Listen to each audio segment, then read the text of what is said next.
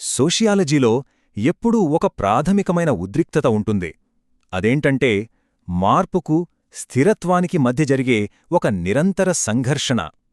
ఒకవైపు సమాజాన్ని ముందుకు నడిపించే శక్తులు పనిచేస్తుంటే, మరోవైపు దాన్ని ఉన్నచోటే ఉంచాలని ప్రయత్నించే శక్తులు ఉంటాయి. ఈరోజు మనం ఈ రెండింటి మధ్య ఉన్న డైనమిక్స్ని అర్థం చేసుకుందాం. ఈ మానవ చరిత్ర గడియారాన్ని ఒక్కసారి చూడండి. ఇది మన ఆలోచనా విధానాన్నే మార్చేస్తుంది. ఎందుకంటే మొత్తం మానవజాతి చరిత్రను ఒక 24 గంటల రోజుగా కుదిస్తే మనం వ్యవసాయం మొదలుపెట్టింది రాత్రి 11:56. ఇక పెద్ద పెద్ద నాగరికతలు, నగరాలు మొదలైంది 11:57.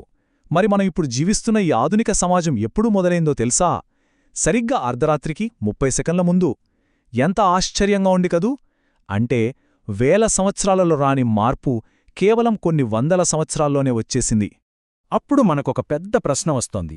మార్పు ఇంత వేగంగా ఒక తుఫానులా వస్తున్నప్పుడు అసలీ సమాజమనే కట్టడం ఎలా నిలబడుతోంది? దాన్ని కూలిపోకుండా పట్టి ఉంచుతున్న శక్తులేంటి? ఈరోజు మనం ఈ ప్రశ్నకు సమాధానం వెతకబోతున్నాం. సరే, ముందుగా ఈ మార్పు అనే విషయం లోతుగా చూద్దాం. అసలు సోషియాలజీలో సామాజిక మార్పు అంటే ఏంటి? ఎందుకంటే జరిగే ప్రతి చిన్న విషయం సామాజిక మార్పు కాదు. అంటే ప్రతి చిన్న మార్పుని మనం సామాజిక మార్పు అనేలేం. ఉదాహరణకి ఒక కొత్త ఫ్యాషన్ ట్రెండ్ వచ్చిందనుకోండి, అది సమాజం మూలాలను మార్చదు. కానీ మహిళలకు ఓటు హక్కు రావడమనేది చాలా తీవ్రమైన, విస్తృతమైన మార్పు. ఎందుకంటే అది అధికార నిర్మాణాలను, కుటుంబ సంబంధాలను, చివరికి మన ఆలోచనా విధానాన్ని కూడా శాశ్వతంగా మార్చేసింది. అది అసలైన సామాజిక మార్పు అన్నమాట. ఈ సామాజిక మార్పుల్లో మనం ముఖ్యంగా 2 రకాలను చూడవచ్చు. మొదటిది నిర్మాణాత్మక మార్పు. అంటే మన చుట్టూ ఉన్న వ్యవస్థల్లో వచ్చే మార్పు. మన బ్యాంకులు, ప్రభుత్వం, కుటుంబం లాంటి సంస్థలు మారడం. ఇక రెండవది, అంతకంటే ముఖ్యమైనది, భావజాల మార్పు. అంటే మన నమ్మకాల్లో, మన విలువల్లో మార్పు రావడం. ఉదాహరణకు, ఒకప్పుడు పిల్లలు పెద్దవాళ్లతో సమానంగా పనిచేయాలని భావించేవాళ్లు. కానీ బాల్యమనేది ఒక ప్రత్యేకమైన, అమూల్యమైన దశ అనే కొత్త ఆలోచన వచ్చింది. ఈ భావజాల మార్పే చివరికి బాలకార్మిక చట్టాలకు పునాది వేసింది. అయితే ఈ మార్పులన్నీ ఒకే స్పీడ్లో రావు. కొన్ని వేల సంవత్సరాల పాటు చాలా నెమ్మదిగా, పరిణామంలాగా జరుగుతాయి. దీన్నే కొందరు సామాజిక డార్వినిజం అని కూడా అంటారు. అంటే సమాజాలు కూడా జీవుల్లాగే నెమ్మదిగా అభివృద్ధి చెందుతాయని వాళ్ల నమ్మకం. మరోవైపు కొన్ని మార్పులు విప్లవంలాగా, హఠాత్తుగా కొన్ని సంవత్సరాల్లోనే సమాజాన్ని కుదిపేస్తాయి. ఫ్రెంచ్ విప్లవం లాంటివి పాత వ్యవస్థను కూల్చి కొత్తదానిని నిర్మించాయి. అసలు ఈ మార్పు ఎక్కడ్నించి వస్తుంది? దాని వెనకున్న శక్తులేంటి? సోషియాలజిస్టులు మార్పుకు 5 ప్రధాన చోదకాలను, అంటే డ్రైవర్లను గుర్తించారు. ఇవన్నీ ఒకదానితో ఒకటి కలిసి పనిచేస్తూ సమాజం ఏ దిశలో వెళ్లాలో నిర్ణయిస్తాయి. అవేంటో చూద్దాం. మొదటిది పర్యావరణం. ఒక పెద్ద సునామీ లేదా కరువు మొత్తం సమాజ జీవన విధానాన్నే మార్చేయగలదు. రెండోది టెక్నాలజీ.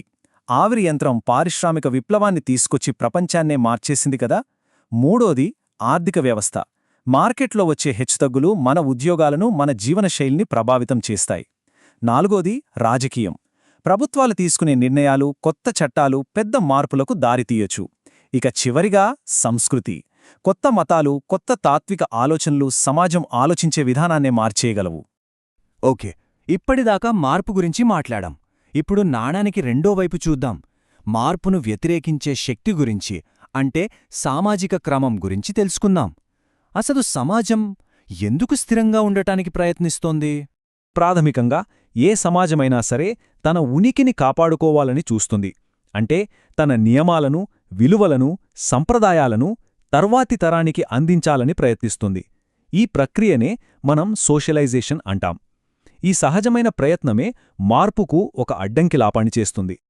అయితే ఈ సామాజిక క్రమం అనేది అందరికీ సమానంగా లాభం చేకూర్చదు. సమాజంలో అధికారంలో ఉన్నవాళ్లు, అంటే ఆధిపత్య వర్గాలు, ఎప్పుడూ ఉన్నది ఉన్నట్టుగా, అంటే యథాతథ స్థితి కొనసాగాలనే కోరుకుంటాయి. ఎందుకంటే ఆ వ్యవస్థ వారికి లాభదాయకంగా ఉంటుంది. అదే సమయంలో కింది స్థాయిలో ఉన్న అణగారిన వర్గాలు ఆ వ్యవస్థను మార్చి తమ పరిస్థితిని మెరుగుపరుచుకోవాలని చూస్తాయి.